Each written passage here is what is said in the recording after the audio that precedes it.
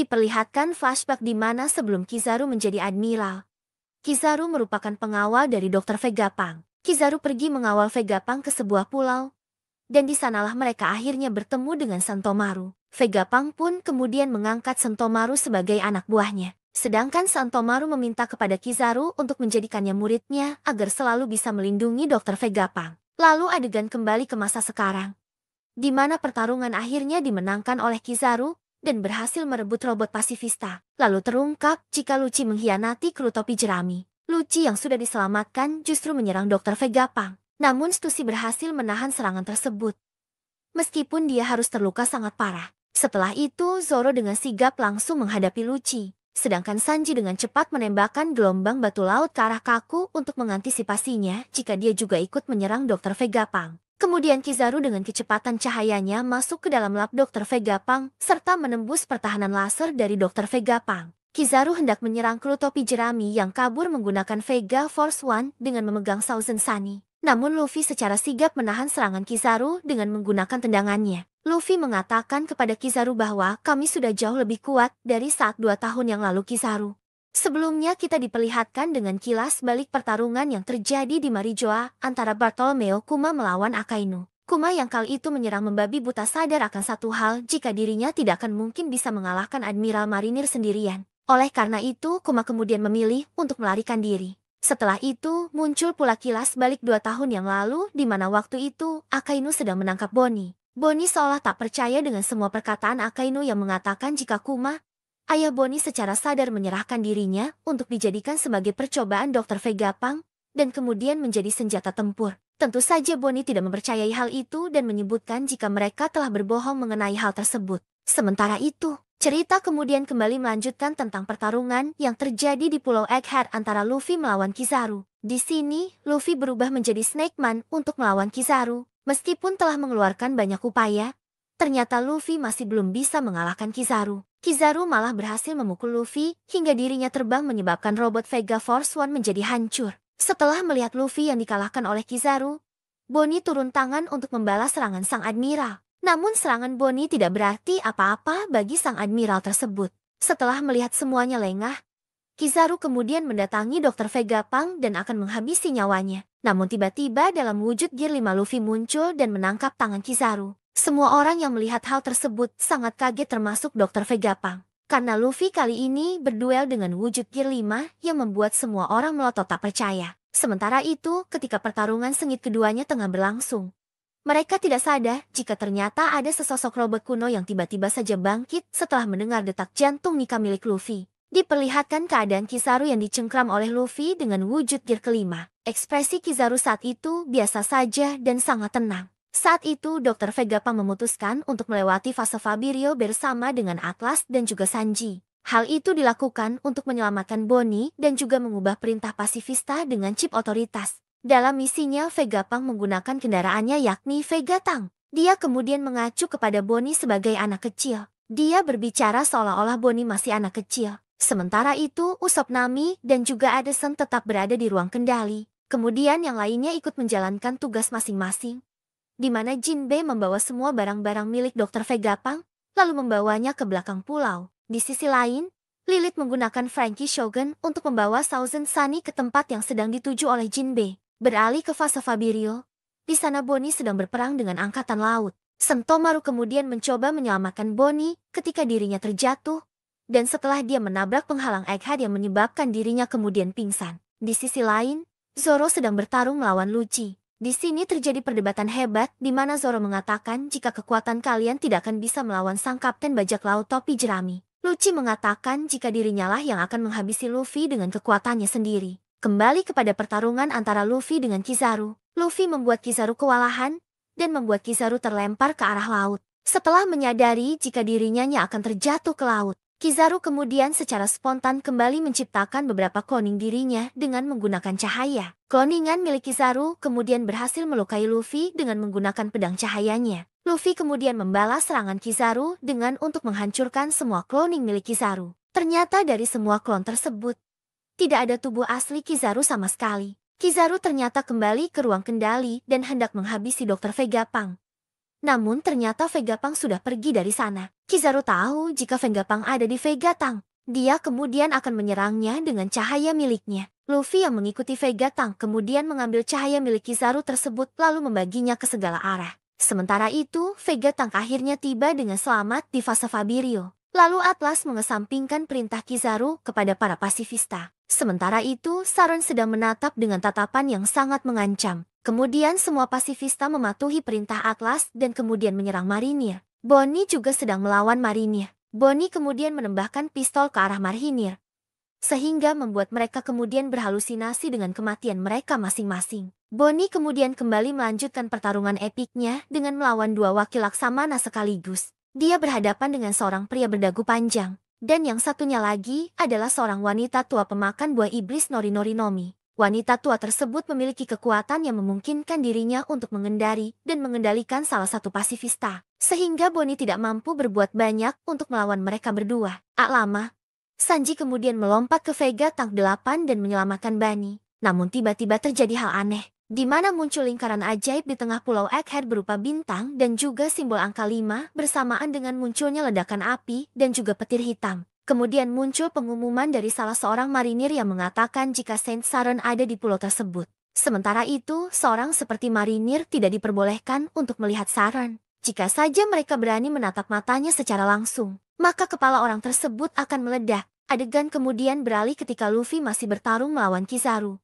Mereka tampak terengah-engah. Kizaru sempat mengatakan jika dirinya tidak bisa terus berjuang atau tidak bisa menyelesaikan misinya. Dengan secepat kilat Kizaru kemudian menyerang Vegapunk. Meski tembakan lasernya meleset, namun dia berhasil menghancurkan jalan awal yang membuat Vegatang 8 kemudian langsung jatuh ke tanah. Lalu tiba-tiba saja muncul suara Saron di seluruh penjuru pulau Egghead. Saron kemudian mengatakan suatu hal, yaitu pasifista hentikan. Terdengar seperti suara nada mengancam. Semua orang kuat yang berada di pulau tersebut kemudian merasakan aura yang sangat tak biasa. Namun pertarungan antara Luffy dan juga Kizaru masih berlanjut.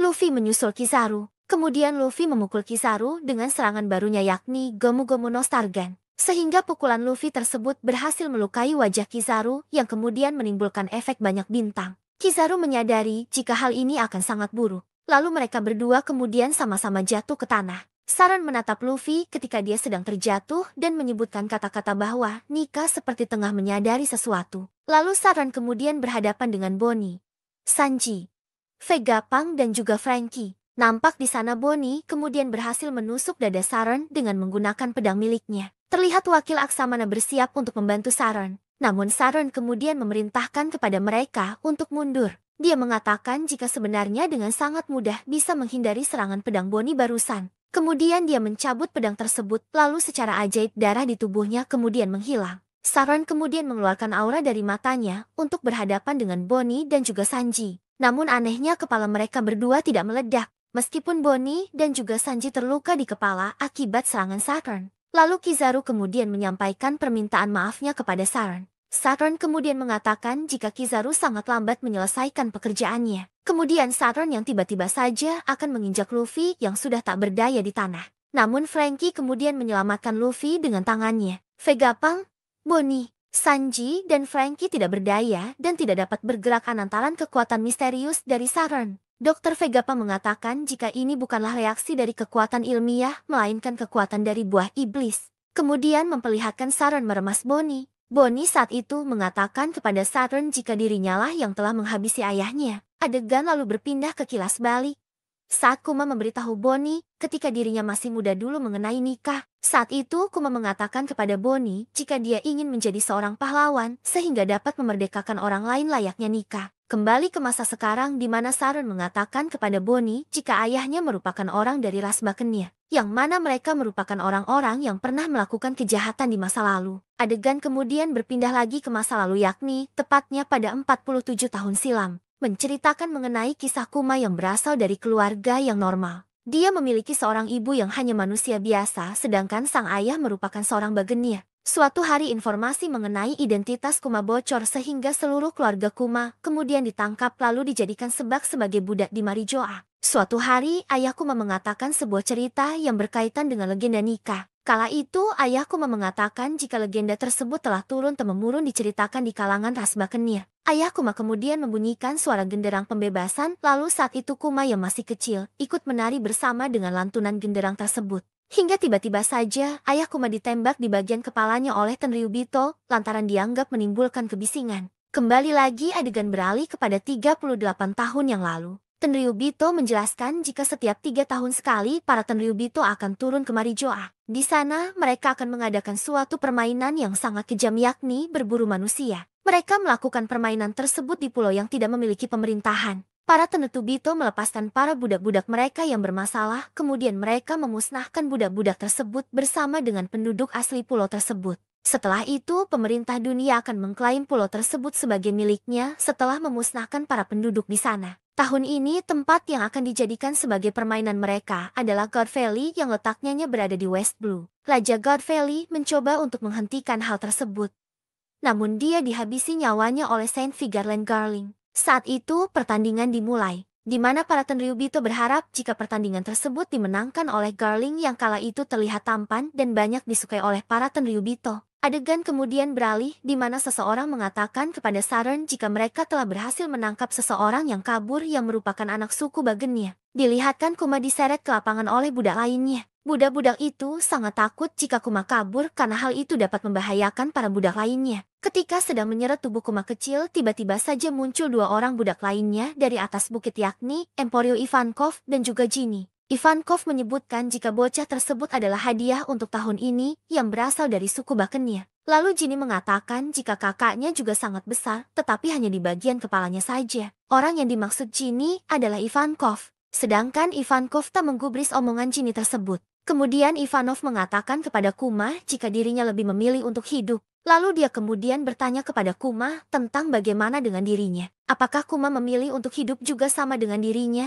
Atau lebih memilih untuk menyerah dan mati. Kemudian diperlihatkan bajak laut rak datang ke God Valley. Dilihatkan Kaido, Shiki, Charlotte, Lin, dan lainnya di sana. Sementara itu, Monkey D. Garp juga dikirim ke sana untuk menemui mereka. Diperlihatkan juga salah satu kru bajak laut rak lainnya yakni Gloriosa yang berasal dari Amesan Lily. Dalam turnamen budak tersebut terdapat sebuah peti yang akan diberikan kepada pemenang yang ternyata berisikan buah iblis. Di antara buah iblis yang menjadi hadiah tersebut adalah buah iblis milik Kaido dan juga milik Kuma. Di sisi lain dalam kesempatan kali ini, Kuma dan Ivankov memiliki rencana lain yakni mencuri buah iblis tersebut dan segera menggunakannya untuk melarikan diri. Setelah Ivankov berhasil mencuri peti yang berisi buah iblis, tiba-tiba dirinya diserang oleh Big Mom padahal di dalam peti tersebut berisi buah iblis Wowonomi. Sedangkan buah iblis lainnya yakni Niku Nomi berhasil diambil lebih dulu oleh Kuma dan dia pun memakannya. Di sisi lain diperlihatkan kelompok bajak laut Raja datang ke God Valley. Saat itu, Roger masih mengenakan topi jerami yang sebelumnya sudah diwariskan kepada Shanks.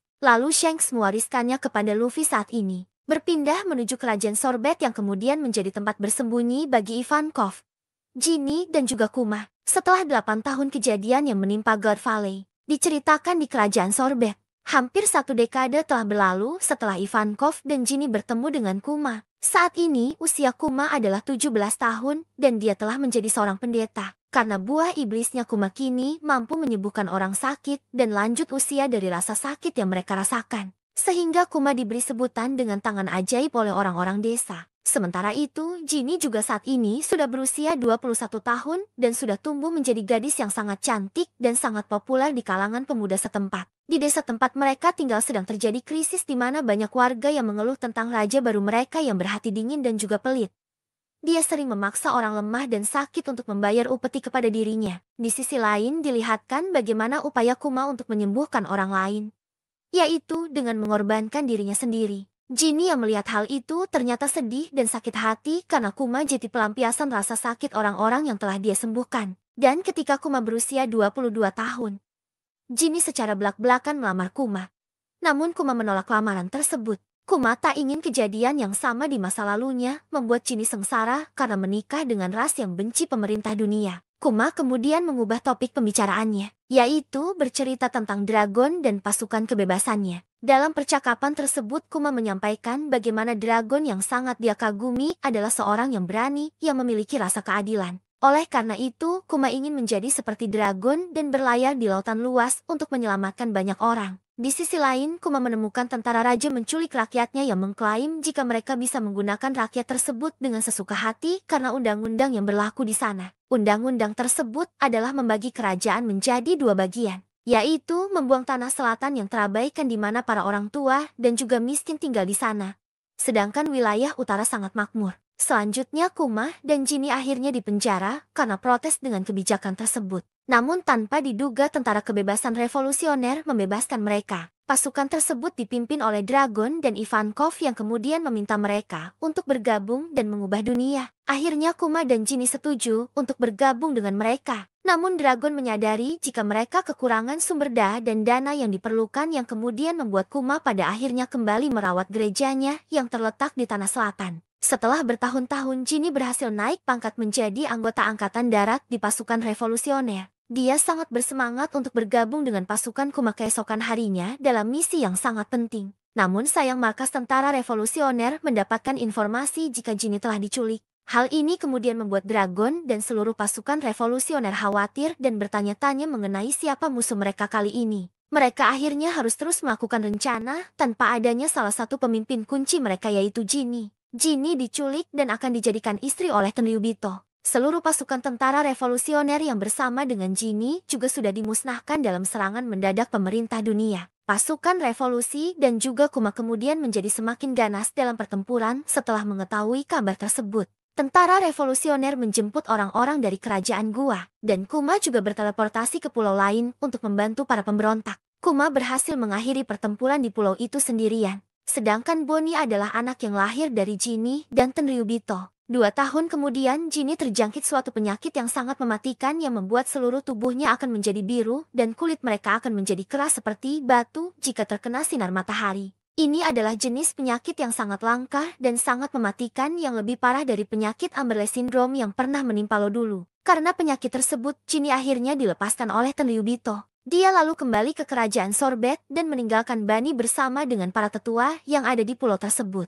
Sebelum sempat bertemu dengan yang lainnya, Jinny kemudian meninggal. Kuma yang menemukan Jinny sudah tak bernyawa, kemudian membaringkan Jinny untuk beristirahat. Setelah itu, Kuma memutuskan untuk merawat dan membesarkan Bonnie dengan bantuan dari para tetua. Tak disangka Bonnie ternyata mengedah penyakit Savior juga yang kemudian membuat Kuma fokus merawat Bonnie dan keluar dari tentara revolusioner. Kuma tinggal bersama dengan Bonnie dalam sebuah gereja. Di sana, Kuma banyak memberikan Bonnie buku-buku tentang berbagai pulau agar Bonnie bisa membacanya. Dia sangat menghindari cahaya alami untuk kesehatan Bonnie agar tidak terjadi hal yang sama seperti Jinny. Namun Kuma harus mengetahui hal yang sangat menyakitkan ketika seorang dokter mengatakan kepadanya jika Bonnie akan mati saat menginjak usia 10 tahun. Bonnie mendengar percakapan tersebut namun dia salah paham dengan percakapan tersebut. Dia malah mengira jika dirinya akan sembuh ketika berusia 10 tahun. Sementara Kuma yang melihat kebahagiaan Bonnie tersebut tidak mampu untuk menyampaikan yang sesungguhnya kepada Bani. Sementara itu mantan Raja Sorbet kembali ke kerajaan Sorbet lalu menghabisi warga yang ada di sana. Dan warga di sana kemudian berbondong-bondong untuk meminta bantuan Kuma. Raja Bekori mendengar berita mengenai apa yang dilakukan oleh kerajaan Gua di sana yakni membakar Great Terminal. Sehingga dia kemudian melakukan hal yang sama di kerajaan Sorbet dengan membakar desa-desa dan juga menembak orang-orang yang melakukan protes. Kuma yang mengetahui hal itu kemudian marah dan menghancurkan istana dan mengalahkan Raja Bekori sendirian. Kuma kemudian menjadi raja baru di kerajaan Sorbet atas permintaan rakyat di sana. Namun dirinya ternyata masih tinggal di gereja dan yang menjalankan kerajaan Sorbet adalah Raja Bodog. Suatu hari, Bonnie diketahui memakan buah Toshinomi namun tidak secara sengaja. Raja Bulldog kemudian membawa berita buruk kepada Kuma jika mantan Raja Bekori melarikan diri lagi dan saat ini pemerintah dunia malah berada di pihaknya. Pemerintah dunia membantu Bekori agar bisa kembali merebut kerajaan Sorbet. Kuma saat itu berniat untuk menghancurkan Bekori selamanya meskipun setelah itu dirinya tidak bisa lagi berada di kerajaan Sorbet. Setelah berhasil menenggelamkan semua kapal yang membantu Bekori, Kuma kemudian melarikan diri ke laut dan memutuskan untuk menjadi bajak laut. Sehingga membuat dirinya kemudian menjadi buronan dengan harga bounty yang sangat tinggi. Di sisi lain, Bonnie tinggal bersama dengan Connie di kastil kerajaan Sorbet. Dirinya terus mencari obat untuk menyembuhkan penyakit Bonnie. Kemudian Kuma kembali bertemu lagi dengan Dragon yang kala itu Dragon memberitahu Kuma jika Ivankov dan Inazuma sudah ditangkap dan dipenjara. Sementara itu, Kuma kini sudah menjadi Raja Tilan dan menjadi bajak laut. Cerita berlanjut di Kilas Balik Kuma. Kizaru beserta-serta anak buahnya datang ke markas Dr. Vegapunk. Markas lainnya yang terletak di Penghazer telah meledak yang terjadi secara misterius. Saat itu, Kizaru membawa Dandan Mushi Saint Saren kepada Dr. Vegapunk. Yang mana inti dari pembicaraan tersebut adalah meminta agar Dr. Vegapunk mau membuat Kuma dijadikan sebagai bahan percobaan alias senjata dari manusia yang berbentuk pasifista. Meski pada awalnya Dr. Vegapunk tidak menyetujui hal tersebut lantaran dia sama saja dengan menghabisi nyawa manusia.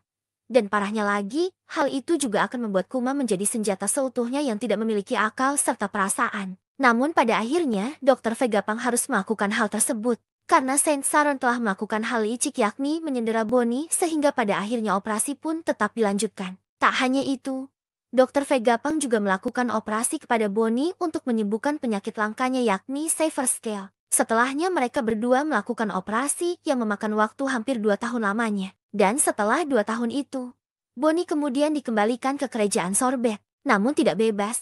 Karena dirinya selalu diawasi oleh utusan pemerintah dunia tanpa sepengetahuannya. Dan Kuma juga kembali ke sana namun dirinya hanya sebentar. Karena dia hanya mengantar Bonnie untuk dititipkan kepada orang-orang kepercayaannya. Kuma berjanji kepada Bonnie akan kembali menemuinya setidaknya setahun kemudian. Namun di sini Kuma sangat sadar jika hal itu tidak akan mungkin bisa terjadi. Karena setelah ini dirinya pasti akan melupakan segalanya dan menjadi senjata bagi pemerintah dunia. Bonnie yang masih kecil tidak tahu mengenai hal itu. Dirinya hanya mempercayai janji ayahnya tersebut. Setelah itu Kuma pun kembali. Di sini dia pada akhirnya bergabung menjadi anggota Shichibukai yang sempat membuat Shichibukai lainnya terkejut dengan kedatangan Kuma kali ini. Kuma kemudian menuliskan surat kepada Bonnie dan mengatakan keadaan Kuma yang saat ini masih berlayar dan dalam keadaan baik-baik saja. Setelah itu Kuma mengirimkan surat tersebut dengan sangat hati-hati. Kemudian Kuma tinggal di desa Lufia itu berada di desa Fushia. Cerita berlanjut dengan memperlihatkan kampung halaman Luffy pada 3 tahun yang lalu di Gunung Kolubo Kerajaan Goa East Blue.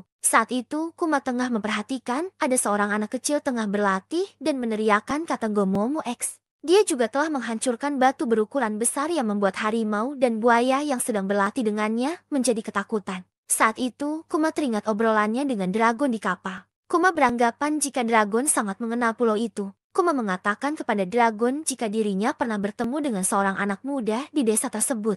Namun tiba-tiba Dragon menghentikan ucapan Kuma dan mengatakan jika anak adalah titik kelemahan orang tua mereka. Kuma sangat terkejut mendengar hal itu dari Dragon. Dia pun kemudian meminta maaf kepada Dragon serta berusaha untuk melupakan apa saja yang pernah dia lihat. Kembali lagi ke bagian ketika Kuma masih terus mengawasi latihan Luffy. Saat itu Luffy berusia 16 tahun. Saat sedang asyik mengamati Luffy, tiba-tiba saja ada panggilan yang kemudian membuat Kuma tiba-tiba saja menghilang dengan cepat. Luffy saat itu juga sadar jika ada seseorang yang mengamati latihannya dan berniat untuk mengalahkannya. Ternyata saat itu Kuma mendapatkan panggilan dari pemerintah yang memerintahkan Kuma untuk menghajar bajak laut yang telah menjarah kapal milik pedagang. Kuma lalu melaksanakan tugas tersebut dengan sangat cepat dan mudah. Setelah itu dirinya menuliskan surat untuk Bonnie dan mengatakan jika dunia luar sangatlah indah dan juga dia sangat ingin melihat wajah Bonnie. Dan Bonnie juga merindukan ayahnya setiap hari. Sehingga dia selalu menunggu kiriman surat dari Kuma di kerajaan Sorbet. Ternyata setiap surat yang dikirim oleh Kuma dibaca oleh Alpha yang merawat Bunny. Alpha selalu membaca surat-surat tersebut dan merasa sangat sedih sehingga dia kemudian menyobek surat-surat itu. Lalu Alpha masuk ke dalam kamar Bonnie dan menyuruhnya untuk meminum obat. Meskipun sangat pahit, Bonnie tetap harus meminumnya karena obat tersebut sangat manjur. Padahal yang diminum Bonnie itu bukanlah obat, namun placebo atau obat kosong rasa jeruk.